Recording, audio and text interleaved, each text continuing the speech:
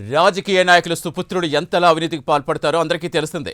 అధికారంలోకి వచ్చే వరకు అష్టకష్టాలు పడతారు. తీరా అధికారంలోకి వచ్చాక అడ్డదిడ్డంగా డబ్బు దండుకునేందుకు ఆ పదవి వారికి లైసెన్స్ ఇచ్చినట్టుగా భావిస్తారు. మన దేశంలోనే కాదు, ప్రపంచవ్యాప్తంగా జరుగుతున్న తంతే ఇది. ఇక ఇరాన్లో ప్రస్తుతం ప్రజలు ప్రభుత్వానికి ఎదురు తిరుగుతున్నారు. గత ఏడాది నుంచి రోడ్డెక్కి తమకు ప్రభుత్వం వద్దు, మా కనీస అవసరాలు తీర్చని ప్రభుత్వం ఎందుకంటూ నిరసనకు దిగిన విషయం తెలిసిందే.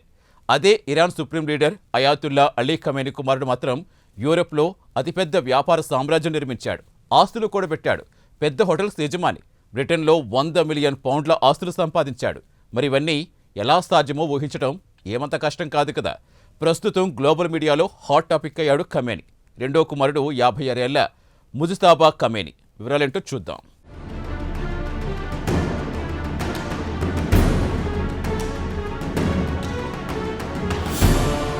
ప్రపంచవ్యాప్తంగా దాదాపు ప్రతి దేశంలో రాజకీయాలు భ్రష్టు పట్టిపోయాయి. అధికారంలోకి వచ్చిన ప్రతి రాజకీయ నాయకుడు అందిన కాడికి దండుకోవడానికి ప్రయత్నిస్తాడు. తమ దేశ ప్రజలకు కనీస అవసరాలు తీర్చలేని అసమర్థ నాయకులు మాత్రం దేశంలోని వనరులను కొల్లగొట్టి విదేశాల్లో ఆస్తులు కూడబెడుతూ ఉంటారు.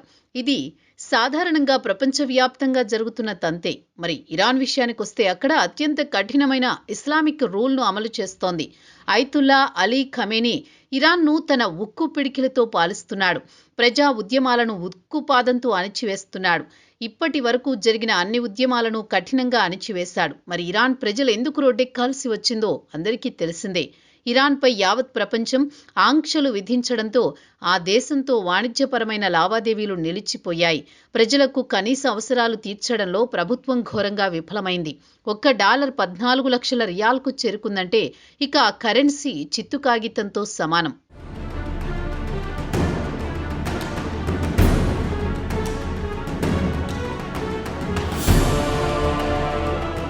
మన రాజకీయ నాయకుల మాదిరిగానే తండ్రి పదవిని అడ్డుపెట్టుకుని వారి సంతానం దుర్వినియోగం చేయడం తెలిసిందే.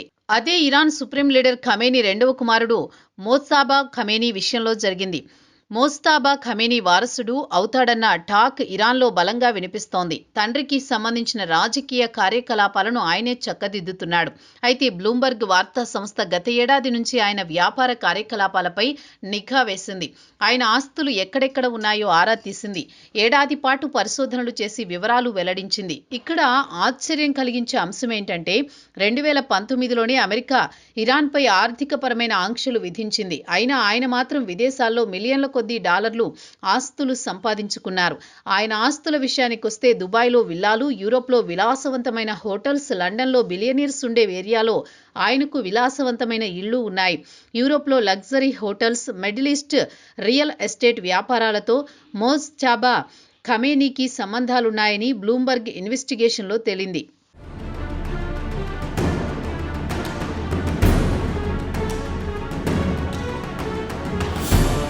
ఇక మోజ్తబా ఖమేనీ ఆస్తుల విషయానికొస్తే టెహరాన్ నుంచి దుబాయ్, ఫ్రాంక్ఫర్ట్ వరకు విస్తరించి ఉన్నాయి. ఆయన ఆస్తులు షెల్ కంపెనీలు ఉత్తర లండన్లోని బిషన్స్ అవెన్యూలో ఉన్నాయి. ఇక్కడ ఈ వీధుల్లో అతిపెద్ద విలాసవంతమైన భవనాలున్నాయి. అయితే ఈ భవనాల్లో ఎవరూ నివాసం ఉండరు, ఖాళీగా ఉన్నాయి. వీటికి ప్రైవేట్ సెక్యూరిటీ 24 గంటలు కాపలా కాస్తున్నారు. ఈ ఆస్తులు మాత్రం ఆయన పేరున లేవు. అయితే పాశ్చాత్య దేశాలకు చెందిన ఇంటెలిజెన్స్ అధికారుల అంచనా ప్రకారం ఈ ఆస్తులతో సంబంధాలు కలిగిన వారి సమాచారం ప్రకారం ఈ లావాదేవీల వెనుక ఖమేనీ కుమారుడు మోజ్తబా ఖమేనీకి ప్రత్యక్షంగా హస్తముందని చెబుతున్నారు.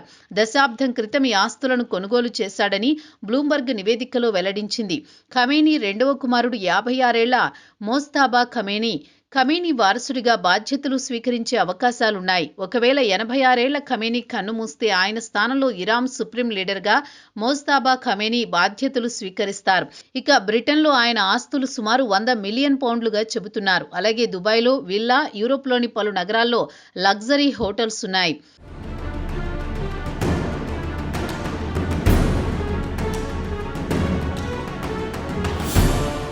ఈ ఆస్తులు కొనుగోలు చేయడానికి Britain, Switzerland, Liechtenstein, United Arab Emirates నుంచి నగదు తరలించారని చెబుతున్నారు. ఈ డబ్బంతా ఇరానియన్ ఆయిల్ అమ్మకాల ద్వారా వచ్చిన సొమ్మే. లండన్లో 2014లో ఒక ఆస్తిని 33.7 మిలియన్ పౌండ్లకు కొనుగోలు చేసినట్లు బ్లూంబర్గ్ ఆ డాక్యుమెంట్లను పరిశీలించింది. అయితే ఏ ఒక్క డాక్యుమెంట్లో మోజ్తబా ఖమేనీ పేరు లేకుండా జాగ్రత్త పడ్డారు. బదులుగా ఆస్తులన్నీ అలీ అన్సారీ పేరుతో ఉన్నాయి. అన్సారీ విషయానికొస్తే ఇరానియన్ కన్స్ట్రక్షన్ మ్యాగ్నెట్ అని చెబుతున్నారు. గత ఏడాది బ్రిటన్ ఆయనపై ఆంక్షలు విధించింది. బ్రిటిష్ అధికారులు మాత్రం ఈ 57 ఏళ్ల అన్సారీని అత్యంత అవినీతిపరుడైన బ్యాంకర్, బిజినెస్ మెన్ అని ఆరోపించింది.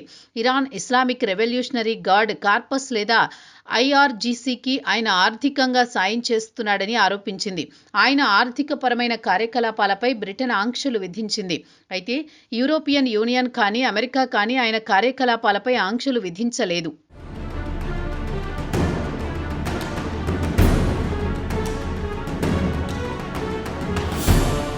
ఇక ఇరాన్ తన కంపెనీల ద్వారా విదేశాలకు నిధులు తరలించడంలో ఆయన కీలక పాత్ర పోషించాడు. ఆయనకు UAEలో రిజిస్టర్ కంపెనీలున్నాయి. అక్కడి నుంచి ఈ డబ్బును ఆయన బ్రిటన్ పాలనలో ఉన్న ఐసిల్, యాప్ మ్యాన్, కరేబియన్ దీవులకు తరలించి అక్కడ రియల్ ఎస్టేట్తో పాటు యూరోప్, ఫ్రాంక్ఫర్ట్, మల్లోర్కాలో ఆస్తులు, హోటల్స్ కొనుగోలు చేయడానికి వినియోగిస్తాడు. ఇక వాస్తవాలు వెలుగు చూసిన వెంటనే అన్సారీ తన లాయర్ ద్వారా తనకు మోజ్తబా ఖమేనీతో ఎలాంటి వ్యక్తిగత సంబంధాలు లేవని, అలాగే ఎలాంటి ఆర్థికపరమైన సంబంధాలు లేవని ఓ ప్రకటన అయితే ఇప్పించాడు. ఇక బ్రిటన్ ప్రభుత్వంపై తనపై విధించిన ఆంక్షలను తాను కోర్టులో సవాల్ చేస్తానంటూ ప్రకటనలో పేర్కొన్నాడు. బ్లూంబర్గ్ సుమారు ఏడాది నుంచి దీనిపై లోతుగా పరిశోధన జరిపింది. లండన్లో వీరి నెట్వర్క్ సుమారు డజను కంటే ఎక్కువ ఆస్తులను కొనుగోలు చేసిందని వెల్లడించింది. అలాగే జర్మనీ, స్పెయిన్లో హోటల్స్, ఫ్రాంక్ఫర్ట్లో ఒక హోటల్ కొనుగోలు చేసి తర్వాత దానిని హిల్టన్ బ్యానర్ కింద రీబ్రాండ్ చేసింది. స్థానిక అధికారుల కనుసన్నల్లో పడింది. ఇదిలా ఉంటే యూరోపియన్ అధికారులు అన్సారీపై మనీ లాండరింగ్ కేసు దర్యాప్తు చేస్తున్నారు. బ్లూంబర్గ్తో వారు మాట్లాడుతూ బ్రిటన్ అన్సారీ ఆస్తులను స్తంభింపజేసింది. ఒకవేళ యూరోప్ కూడా ఆంక్షలు విధిస్తే ఆయన యూరోపియన్ ఆస్తులను విక్రయించాలనే ఆలోచనలో ఉన్నట్లు చెప్పారు.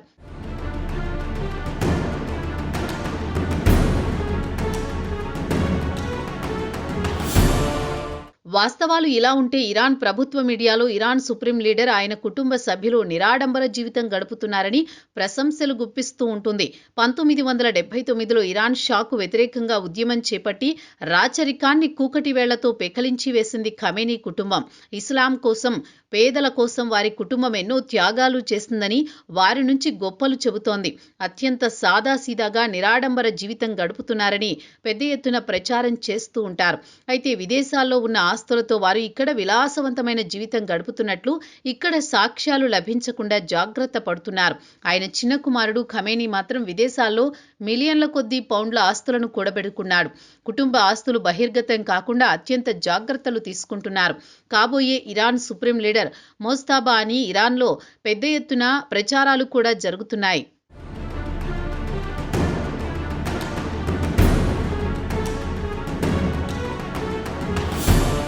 ప్రస్తుతం ఇరాన్ ఆర్థికంగా దివాలా తీయడానికి కారణం దేశంలో అవినీతి విపరీతంగా పెరిగిపోయిందని ప్రజలు రోడ్డెక్కి ఖమేనీ ప్రభుత్వం పట్ల ఆగ్రహం వ్యక్తం చేస్తున్నారు. ఆయన పాలన మాకు వద్దు, దిగిపో అని యావత్ దేశం ఒక్కటైనా ఆయన తన విశేష అధికారాలతో ప్రజలను పిట్టలను కాల్చి చంపినట్లు చంపుతున్నాడు. గత నెల 28 నుంచి మొదలైన ప్రజా ఉద్యమంలో వందలాది మందిని చంపారు, వేలాది మందిని జైలు పాలు చేశారు. ఇరాన్ ఆర్థికంగా చితికిపోయింది. ఇదే సమయంలో బ్లూంబర్గ్ నివేదిక వెలుగు చూసింది. ఇక ఇదే నివేదికలో అధికారంలో ఉన్న రాజకీయ నాయకులు, ఉన్నతాధికారులు, వారి పిల్లలు తమ రాజకీయ సంబంధాలు దుర్వినియోగం చేసి సంపదను ఎలా పోగేసుకుంటున్నారో ఇదే ప్రత్యక్ష సాక్ష్యమని పేర్కొంది.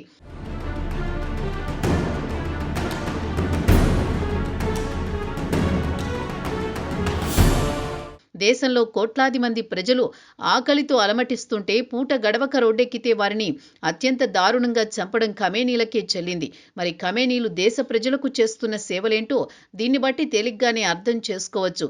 అత్యంత కఠినమైన ఇస్లామిక్ పాలన అందిస్తున్నామని చెబుతున్న ఖమేనీని, ఆయన కుటుంబాన్ని అల్లా క్షమిస్తాడా లేదా అనేది కాలమే చెప్పాలి.